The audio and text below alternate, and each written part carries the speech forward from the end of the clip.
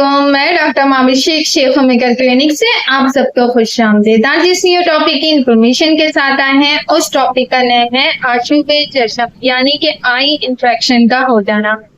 अगर किसी पर्सन को आई इन्फेक्टेड होती है तो उसके साथ कौन से साइन ऑफ सिम्टम्स आते हैं और होम्योपैथी का क्या रोल प्ले, होम्योपैथी की हम कौन सी मेडिसिन यूज कर सकते हैं, वो इस वीडियो की इंफॉर्मेशन में हम जानेंगे।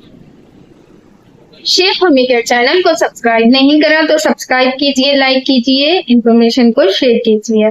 स्टार्ट लेते हैं अपनी वीडियो का कि अगर कोई भी पेशेंट आपके पास आ रहा है किसी मौलिद के पास और आप देख रहे हैं कि सुबह के उठने पर या अचानक से उस पर्सन की आई में खारिश का बहुत ज्यादा हो जाना, नमकियात का फील होना, आंसू का ज्यादा आ जाना या आइस का रेड हो जाना, इस किस्म की कंप्लेंट्स होती हैं तो इस पेशेंट को आई में इन्फेक्शन हो सकता है, यानी कि खारिश होने की वजह से, ड्राइनेस होने की वजह से या किसी किस्म की एलर्जी होने की वजह से या फौरन बॉडी इंजर्ड होने की वजह से भी ऐसी कैफियत हो सकती है। लेकिन बहुत सी दफा हमने ऐसा देखा होगा कि इन्वायरमेंटल भी इफेक्ट होता है। उसमें ये होता है कि आप जैसे तब्दील होता हुआ मौसम है, जैसे कि आंधी तूफान वगैरह आ गए हैं या मौसम की तब्दीली की वजह से जैसे बारिश का मौसम हो गया है आजकल, जैसे आपने देखा है कि बारिशें अनसीजन हो रही है, यानी कि कोई सीजन की नहीं है या आगे पीछे बहुत ज्यादा इस किस्म की कैफियत हो रही है।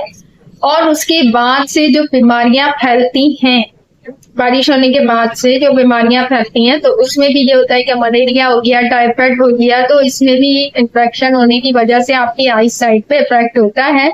जैसे कंजक्टिवाइटिस हो गया है, आई इन्फेक्टेड हो गई है, आंखों में चिपचिपा पानी आने लगा है या येलोइश कलर की चिपचिपी सी चिपचिपाहट आने लग गई है। ये अक्सर औकात हमारे बच्चों के होता है, ओल्ड एज के लोग होता है, नॉर्मल लोगों की होता है। क्या पता कि उनकी बॉडी में कोई इन्फेक्शन या इन्फेक्टेड होने की वजह से इस तरीके की कैफियत हो रही हो। तो होम्योपैथी की नजर से जब हम इसको देखते हैं तो सबसे पहले तो हमने पेशेंट का कॉन्स्टिट्यूशन चेक करना है, उसके सिम्टम्स देखने हैं, उसके बिहाफ पे उसको मेडिसिन रिकमेंड करनी है।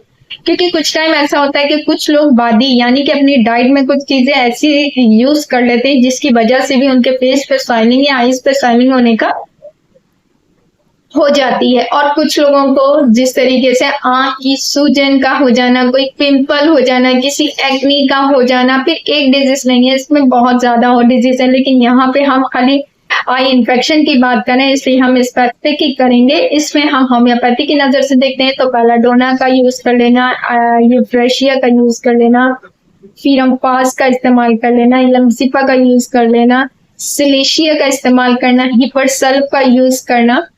हम एज पर सिम्टम्स अपनी मेडिसिन को यूज करेंगे कि हम लो पोटेंसी में दें, हाइपरटेंसी में दें, फिर पेशेंट की एज कितनी है, डायबिटिक का पेशेंट तो नहीं है, कार्डिक का पेशेंट तो नहीं है, या उसकी आंखों में कोई काला मोतिया तो नहीं आ रहा, या उसकी वजह से उसको कोई जैसे उसकी कोई सर्जरी वगैरह तो नहीं हुई है, कोई लेंस वगैरह तो उसके नहीं लगा हुआ। क्योंकि बहुत सारी दफा ऐसा होता है कि जिन लोगों की आई सर्जरी हो जाती है या लेंस वगैरह अफेक्टेड हो जाते हैं तो उनको ये इशू कंटिन्यूसली रहता है। डायबिटिक के पेशेंट को भी ये इशू हो जाता है, बिलर होना, नजर आ जाना, वीकनेस होने की वजह से भी ऐसा हो जाता है। बहुत सारे बीपी के पेशेंट होते हैं, पैरालाइटिक पेशेंट होते हैं, फालिज के पेशेंट होते हैं, तो उनको भी तकलीफात हो सकती हैं। लेकिन फिर यहाँ पे हम ये भी बात करते हैं कि हमारे जो पेशेंट आ रहा है वो आंख और इस साइन ऑफ सिम्टम्स के साथ रहा है, उसी की बिहाफ पे हम अपनी मेडिसिन को यूज करवाते हैं। इसके साथ में इजाजत चाहूंगी। इंशाअल्लाह ताला next topic, next video, next information के साथ मुलाकात करें। कमेंट करना ना भूलें।